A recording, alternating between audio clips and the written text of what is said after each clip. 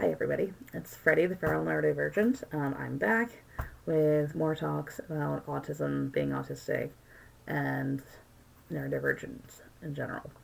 So I've had a long series of events. I did a presentation that went more or less well. I have been working in a place that is stressing me out a lot. So I haven't really had the motivation or the inclination to post anything, even though I was like, yeah, I'm going to do this YouTube video.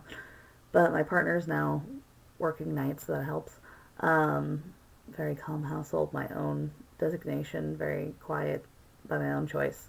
Anyway, so autistic communication, right? I've been having a hard time because I've been having difficulty keeping my mask up.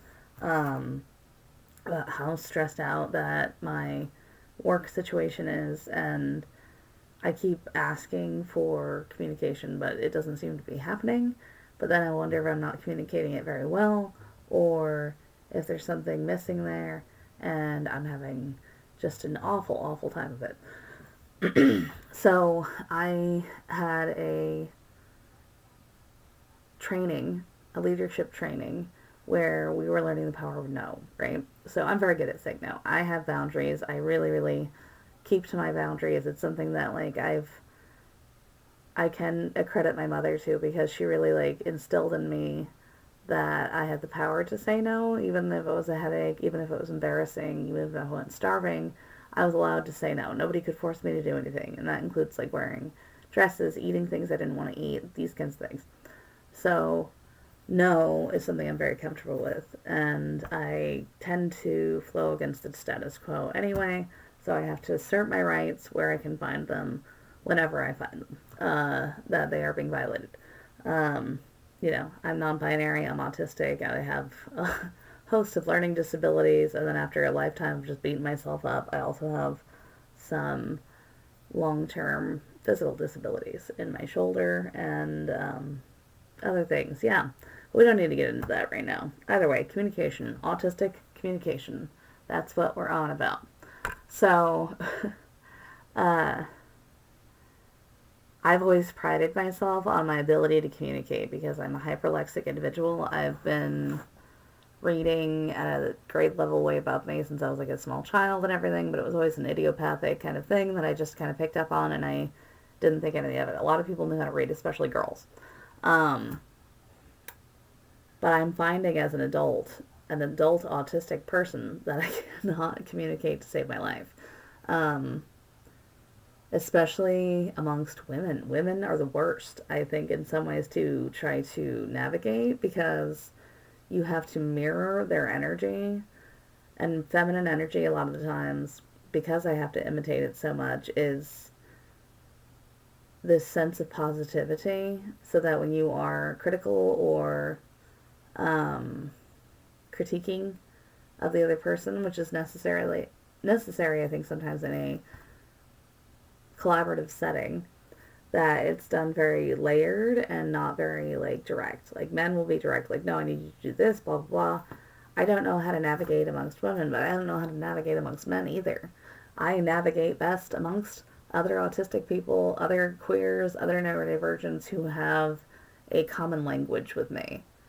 And that is something I find absolutely exhausting about being autistic, because it's I came from a neurodivergent family. I often act as a bridge between my different neurotyped family relatives and everything, having ADHD and autism. Um, but all of this hyperlexia, all of this great communication skills, it came about simply because nobody in my family knows how to communicate. And I didn't feel heard for most of my life. Um, and the way that I found that I could finally be heard is to be able to govern my speech, which used to be much faster. I have to speak in a professional manner, which is kind of a clipped, I think it's kind of clipped tone, because if I get too excited, then I slip into things like slurs or being too sarcastic, trying to be buddy-buddy, but it's really an anxiety expression, so on and so forth. It's very particular, and it's hard to describe, and it makes me sound like a fucking asshole, honestly, when it comes to professional settings at times. Um, Sometimes it's even echolalia, where I'll just pick up on a phrase and I'll like latch onto it and I'll repeat it in conversation because it's comfortable. Um, I said something that was uncouth at my very professional presentation, but it blipped over, not a big deal. But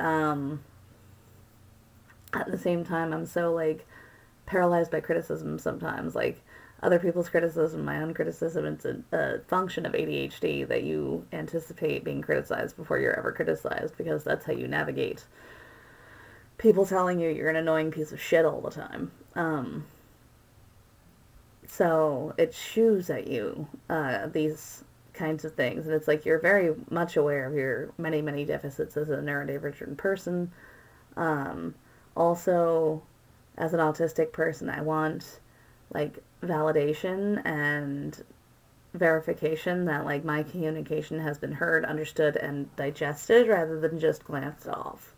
Um, I find that I'll use many more words than necessary in order to communicate my point. I mean, this video is a perfect example. I was talking about autistic communication, and here I am rambling on about needing to be understood and be received. I mean, that's seems so simple. It really, really does. And I know that like many, many people struggle with communication and they don't know how to navigate other people's communication styles.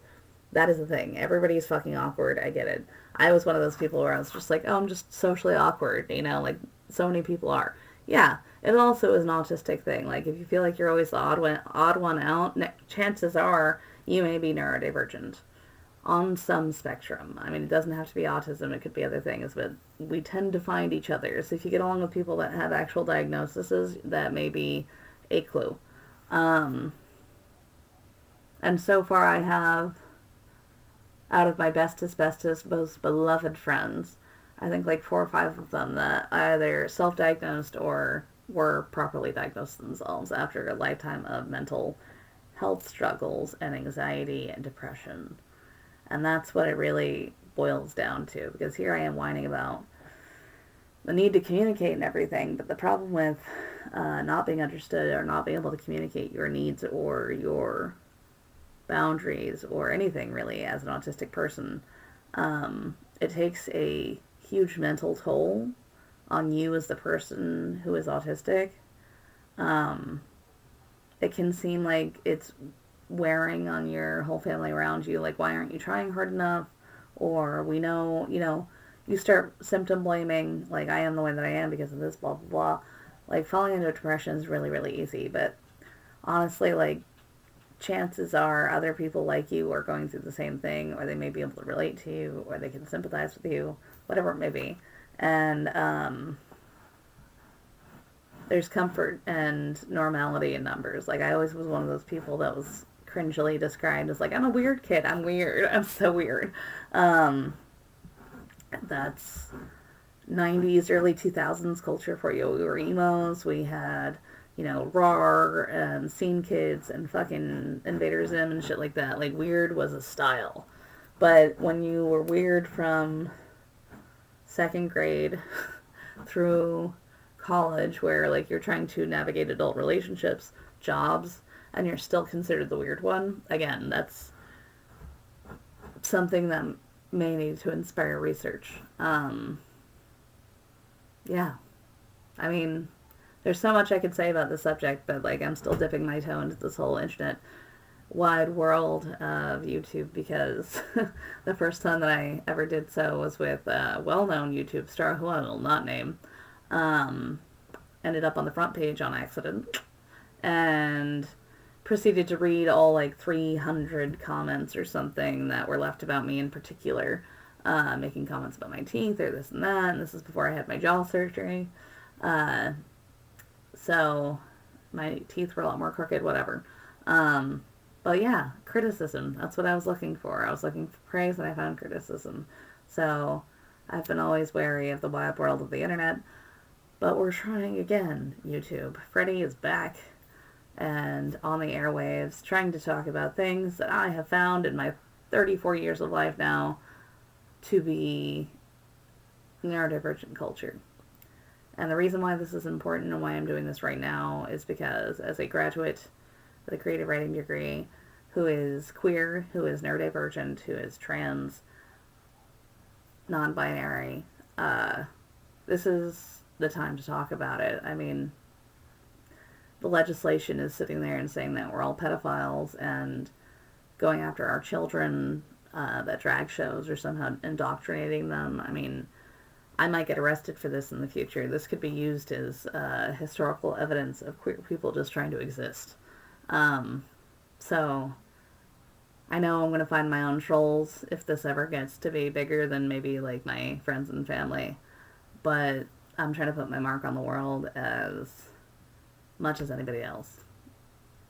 So this is me signing off. Freddie, out.